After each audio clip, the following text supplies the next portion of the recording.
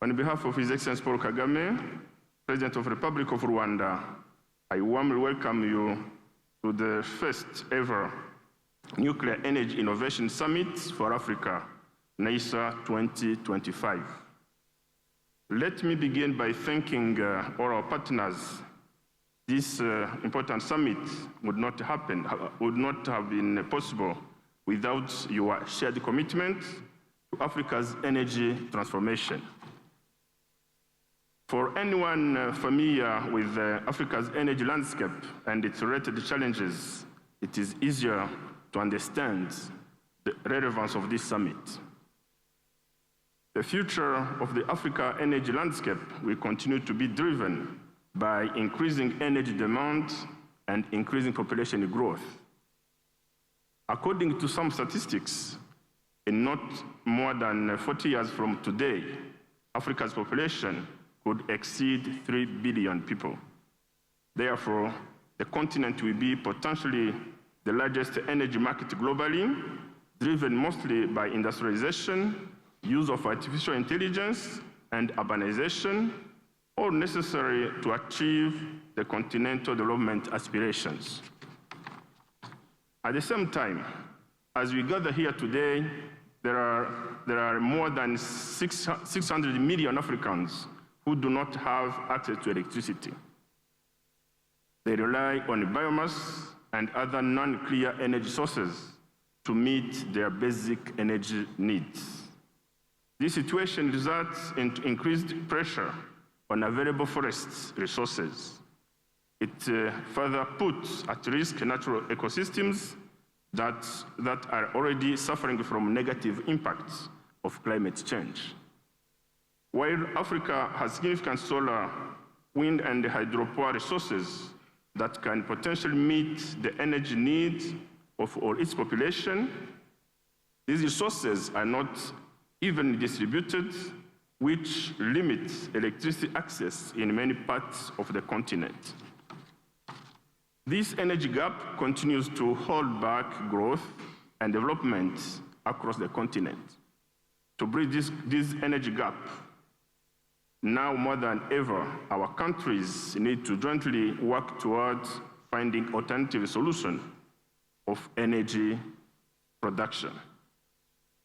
And one of the best solutions for Africa to achieve its development agenda is to urgently adopt nuclear energy for power generation and other industrial applications. As we know, nuclear energy is categorized as a clean source of energy. Both the Paris Agreement and the COP29 have acknowledged its role in helping achieve global net zero carbon emissions, as will be discussed throughout this conference. And we should agree that investing in clean, reliable energy sources like nuclear is not just smart policy, it's a necessary step towards sustainable development. The use of nuclear energy will not only address the energy deficit, but also will potentially provide innovative solutions to advance other sectors, such as agriculture and healthcare, among others.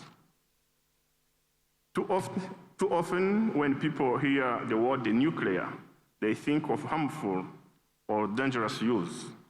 But contrary to this perception, that's not our focus.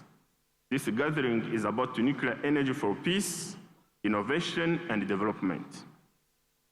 As you know, climate change is already harming the energy sources sources we have relied on for years. That makes it more urgent to find new, reliable ways to power our homes, communities, and economies. Take the example of Zambezi River. In 2024, its water levels dropped significantly, forcing the Kariba Dam, one of Africa's largest hydropower plants, to cut back electricity generation. This led to power shortage and exposed how climate change is putting even our most dependable energy infrastructure at risk. We believe that in this context, Africa must act and we must act together. As mentioned earlier, our continent is rich in energy resources. However, these are not equally spread and remain dependent on weather conditions. And that is why nuclear energy deserves our attention. It is clean, reliable, and does not depend on rain or sun. It provides consistent power day and night. Distinguished guests, here in Rwanda, our Vision 2050 aims at making us an upper middle-income country by 2035 and a high-income country by 2050. For the implementation of this national development agenda, known as the Rwanda Vision 2050, our country will need up to 5 gigawatts in electricity generation capacity. Our available internal energy sources can provide up to 1 gigawatt.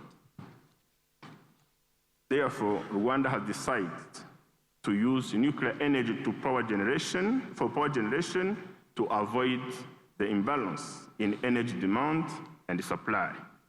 This will accelerate our economic transformation towards a knowledge-based economy. In this regard, we recognize the need for smaller and micro-nuclear power plants as pathway for smaller energy systems to afford nuclear energy in our national energy mix. In this context, Rwanda remains committed to fostering an open and supportive business environment, and we welcome partners from around the world to collaborate, localize their solutions, and scale impact not only in Rwanda, but across the continent. As I conclude, let me leave you with 3 messages to carry forward. First, in the African context, nuclear energy holds the potential to accelerate progress, strengthen essential services, and promote inclusive development across all communities during the energy transition.